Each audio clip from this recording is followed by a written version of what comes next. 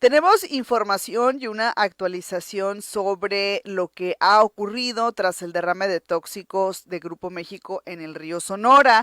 Recordará usted ya hace años atrás, de momento hace unos días se dio a conocer que la Comisión Nacional de Derechos Humanos responsabiliza a diversas autoridades por la falta de reparación de estos daños, pues la remediación de estos daños tras este derrame. Por ello es que nos enlazamos con Antonio Romo Paz, académico e investigador del Departamento de Ciencias Químico-Biológicas de la Universidad de Sonora y que también forma parte de los comités de cuenca del río Sonora, quien nos va a platicar sobre este tema. Antonio, buenos días, ¿cómo está?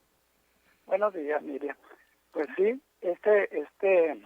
esta recomendación de la Comisión Nacional de los Derechos Humanos documenta las persistentes violaciones al derecho humano a un medio ambiente sano, al acceso al agua potable y a la salud de las personas de la cuenca del río Sonora, tras el derrame que fue en agosto del 2014, que durante 10 años, ya casi son 10 años, hubo persistentes violaciones a los derechos humanos de las personas que habitamos el río Sonora. ¿Como cuáles, por ejemplo? ¿Cuáles serían las violaciones a los derechos humanos? Pues es a un ambiente sano.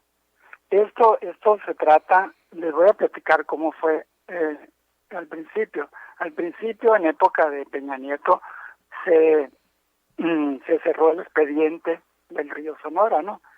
Y ya todo el mundo decía, ya se acabó la contaminación, pero legalmente ya estaba cerrado. Entonces nosotros, los integrantes de los comités de cuenca, acudimos al acuerdo de Escazú. Es un acuerdo que se firmó en el 2018 por México. Es un acuerdo internacional que nos da acceso a la información, a la participación pública y el acceso a la justicia en asuntos ambientales en América Latina y el Caribe. Entonces nosotros nos agarramos de este acuerdo para poder para poder hacer que se abriera ese expediente que ya lo habían cerrado. Entonces, a partir de eso, Semarnat pudo actuar y ya sacó un nuevo resolutivo que le dice a la empresa Grupo México, oye, ustedes están mal, por eso está bien documentado ese dictamen que hizo Semarnat, donde dice que no fue un accidente Sí, lo del derrame, que fue así una es. negligencia de la empresa. Entonces, a partir de eso, ya se ha abierto esta información Ajá. y lo que queremos los comités de cuenca, los miembros del comité de cuenca, es que se atienda las cuestiones de salud de las personas. Existen análisis, ya gente ya está bien, se hicieron unos 600 análisis de sangre y orina en diversos municipios del río Sonora, Sí. de los cuales la gran mayoría salió con presencia de metales, incluso de metales como el plomo, que según la Organización Mundial de la Salud, la OMS, dice que por ningún motivo ni un microgramo debe haber en la sangre, ¿no? Entonces, hay mucha gente afectada, son 400 personas, un poco más de 400 personas, que tienen niveles de metales pesados, los cuales no se le ha atendido. Incluso esta recomendación la aceptó Semarnat, la aceptó la Secretaría de Economía, la aceptó Profepa, y las únicas dependencias que no han aceptado esta recomendación de la Comisión Nacional de los Derechos Humanos es Conagua, que no ha dado toda la información que le hemos solicitado por transparencia. Ajá. Y también la otra dependencia es el Bienestar de aquí del Estado de Sonora, la cual argumentó que no aceptaba la recomendación porque dice que no existía en el momento del derrame, o sea, en el 2014, omitiendo que como autoridad sustituta tiene el deber actual de proteger a la población de Sonora y que recientemente ha asumido compromisos en las mesas de diálogo que hemos tenido los miembros de los comités de cuenca. Entonces, esas son las dos únicas dependencias que no han aceptado esta recomendación de la CNDH. De acuerdo a esta recomendación de la Comisión Nacional de Derechos Humanos, Grupo México, pero también algunas autoridades de la Federación estatales, pues deberían de responder y trabajar en la falta, bueno, trabajar más bien en la reparación de estos daños. ¿Qué le compete o qué tendría que hacer cada una de estas partes para poder reparar lo que ya ocurrió? Sí. En su Mira, totalidad, ¿no? lo único que pedimos son tres cosas. Son atención a la salud de todos los enfermeros, de todas las personas enfermas, pero que nos atiendan, no queremos médicos generales, queremos que nos atiendan personal especializado en toxicología.